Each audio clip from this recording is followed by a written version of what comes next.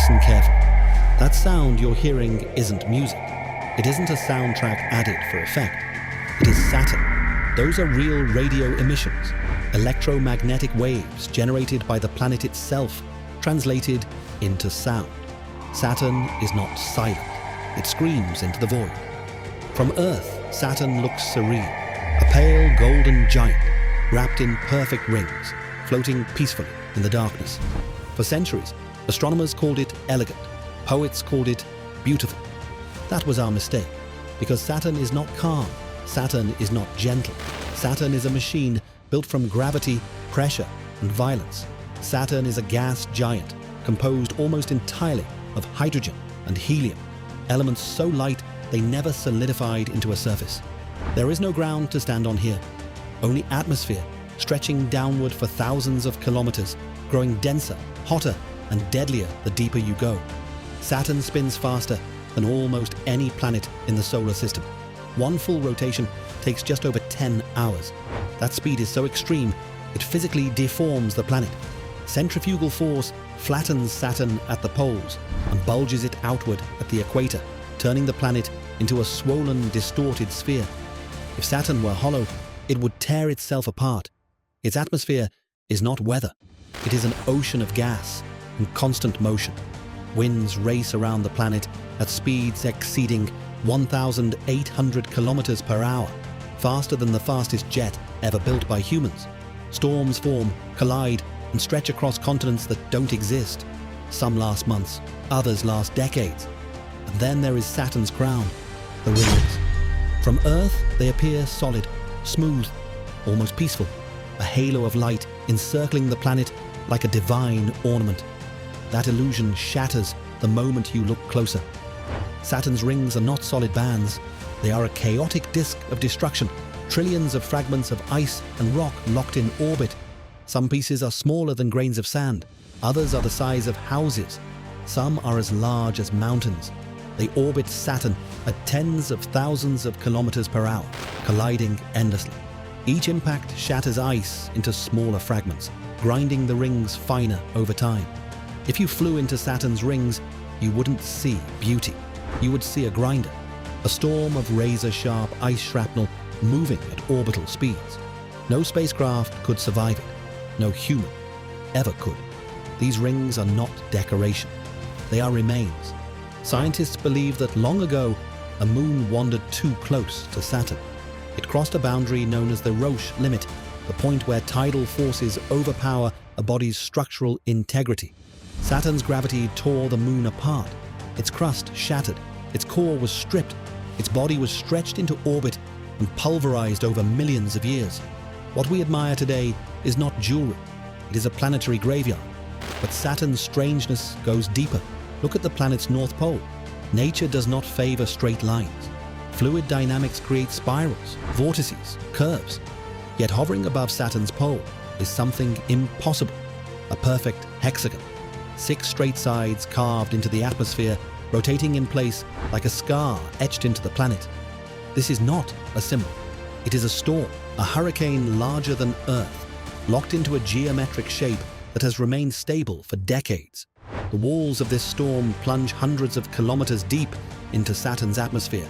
At its center spins a massive vortex, a storm within a storm, a red, churning eye surrounded by walls of screaming wind. No one fully understands why it exists. Models changes. Roughly once every Saturnian changes. Roughly once every Saturnian year, about 30 Earth years. A colossal storm erupts. We call it the Great White Spot. This storm can wrap around the entire planet, releasing energy equivalent to millions of nuclear weapons detonating simultaneously. Lightning flashes thousands of times, stronger than anything recorded on Earth. Ammonia ice is dragged up from the depths, bleaching Saturn's golden clouds white. For months, the planet transforms into a pale ghost of itself. It is a reminder. Beneath Saturn's calm appearance lies a chaotic engine of heat and pressure waiting to explode. Saturn does not exist alone. It commands an entourage of over 140 moons, each one a world in its own right. And among them are some of the strangest places in the solar system. Titan, Saturn's largest moon. At first glance, Titan looks familiar. It has clouds, rain, rivers, lakes. It is the only moon in the solar system with a thick atmosphere, denser than Earth's. If you stood on Titan, the air pressure would be greater than what you feel at sea level. But Titan is a lie. The rain is not water. It is liquid methane and ethane, hydrocarbon rain falling from orange skies.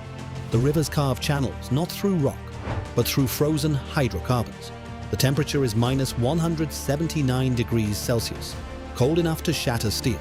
The dunes covering Titan's surface are not sand. They are made of complex organic molecules, plastic-like grains charged with static electricity. Titan looks like Earth's reflection in a dark mirror, a world that mimics life, built from the chemistry of death. And then there is Enceladus, a moon barely 500 kilometers across, once dismissed as a frozen rock, until it cracked open. At Enceladus's south pole, massive fractures, nicknamed tiger stripes, tear across the surface. From these wounds, the moon bleeds. Geysers of water vapor erupt into space at supersonic speeds, spraying ice and organic molecules hundreds of kilometers high. Saturn's gravity needs this tiny moon, heating its interior through constant tidal stress. Beneath Enceladus's icy shell lies a global ocean of liquid water, warm, salty, rich in organic compounds. On Earth, wherever we find liquid water, heat, and chemistry, we find life. In the dark ocean of Enceladus, something may be swimming. We went to Saturn searching for gas and rings. We may leave knowing it shelters environments capable of supporting life. To uncover these secrets, we paid a price. In 2017, the Cassini spacecraft, humanity's lone messenger at Saturn, ran out of fuel. To avoid contaminating moons like Enceladus, NASA made a final decision. Cassini was ordered to die. On its last orbit, the spacecraft plunged directly into Saturn's atmosphere. It fought to keep its antenna pointed toward Earth, transmitting data until the final seconds. Then the heat rose. The pressure crushed it. Cassini melted, vaporized, and became part of the planet forever. Saturn did not notice. And even now, Saturn is changing. Its rings are falling. Gravity is slowly pulling them downward as ring rain, draining the system grain by grain. In roughly 100 million years, a blink in cosmic time, the rings will vanish entirely. Saturn will stand alone, just another gas giant in the dark. So look while you can. Saturn is not eternal. It is a temporary masterpiece of gravity and violence. A beautiful lie that lured us across the solar system, only to remind us how small we are. Saturn is the most beautiful thing in our sky. But remember, beauty can be deadly.